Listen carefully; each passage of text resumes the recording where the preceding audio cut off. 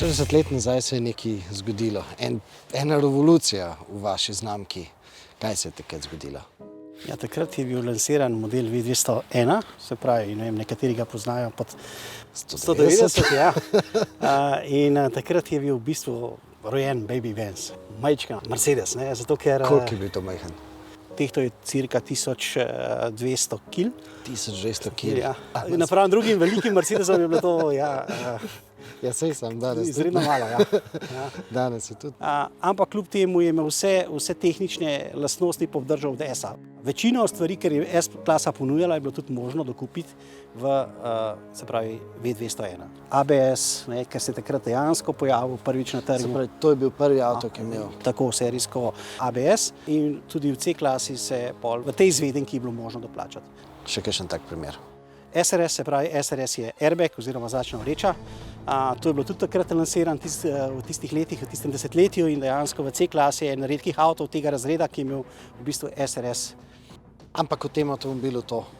V tem avtu dele ni, ja. Tako. Ena stvar pa je, ki je pa ta avto uvedel, pa niti razred S še tega ni imel, ne? Takrat je bila pa svetovna novost 82. leta. Je bil pa tako imenovani multilink oziroma večvodilno vpetje zadnjega kolesa. Se pravi, takšno, ki ga nimajo vsi današnji avtomobili. Ja, tako je. Razlaga. Kar se zadeva prostora, je ni toliko potratno, se pravi, gre za boljšo umestitev.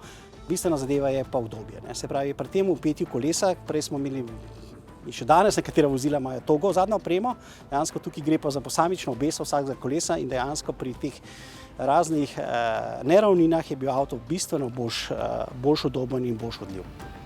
In to pomeni tudi v bistvu pri malo hitrejši vožnji, da je tudi v bistvu bil bolj stabilen. Tako je.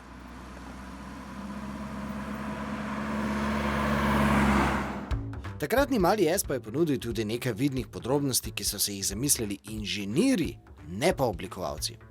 Te utori noter, to so pri Mercedesu pogruntar, da se zrak iz strani izpelje navznoter in s tem pripomore k boljšemu čiščenju luči oziroma k temu, da se sama umazanija ni toliko nabirala na samih lučeh. In se pravi, ta prvi avto s takšnimi lučmi je bil takratni razred S in potem ta drugi avtomobil je bil pa 190. Tako. Tale del je za zničevanje zračnega upora. Pritiska v karoseriji, zato da so se sama vrata lepo zapirala. Torej, ko si odprl vrata in jih zaprl, je notri nastal pritisk in spodaj so reže in skozi katere gre ven zrak. A resno? Dodatne, se pravi, ko odprem ta vrata in jih zaprem? Se potem izenači tale pritisk noter, ker bi nastal nadtlak, porine odvečen zrak ven, zato da se vrata lepo zapirajo. Aha. So pa te reže bile prav fascinantne za te modele, kako so to komponirali. To pa nisem vedel. Ja. Tudi ta zvok je prav značilno tisti. Ja, ta zvok je tak tipičen mercedesovski za zapiranje vrat. Danes ga nimate več, ne vem zakaj ne. Delno je še prisoten, tudi na novih Mercedesih se še vedno zapirajo vrata malce trše kot pri marsikaterem avtomobilu, ni pa več prav takega tipičnega klika. Frekvence so povsem drugačne. Frekvence so drugačne, ja, jaz glasujem, da spet to date nazaj v te nove avtomobile. Se strinjam, ja.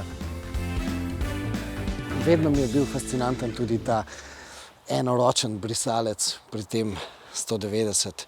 Ja, kljub temu, da je pobriše več površine kot dvojni brisalec. To je nek fascinanten procent, ne? Kolikšen del? Ja, procentualno 87% celotne površine stekla pobriše en brisalec.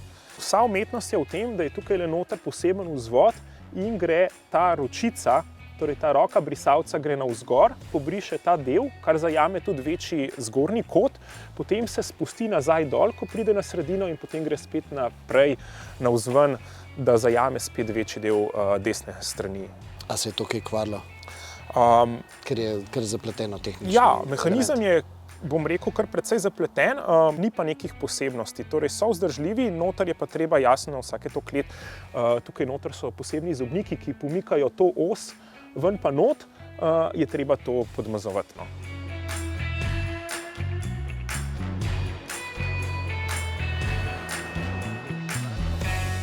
Dajva zdaj malo vse skupaj posodobiti, pa greva zdaj do novega razreda C za katerega ravno tako pravite, da je v bistvu to mali S, ker tudi prinaša tehnologije, ki jih je uvedel razred S, ampak zdaj rabim konkreten primer tega. Ja, naprimer krmiljenje zadnjega kolesa oziroma zadnjih koles. Zdaj porabim kakšne številke. Če nimamo krmiljenja zadnjega kolesa, je 11,07 metra obračalni krog Med zidovi, ne? med zidovi.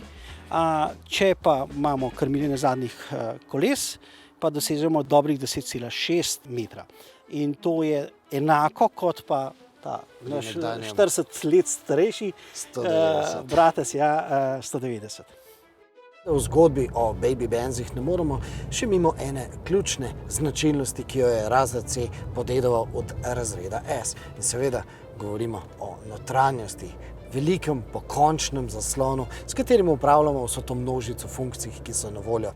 In seveda tudi novi C ima možnost, da se z avtomobilom pogovarjamo.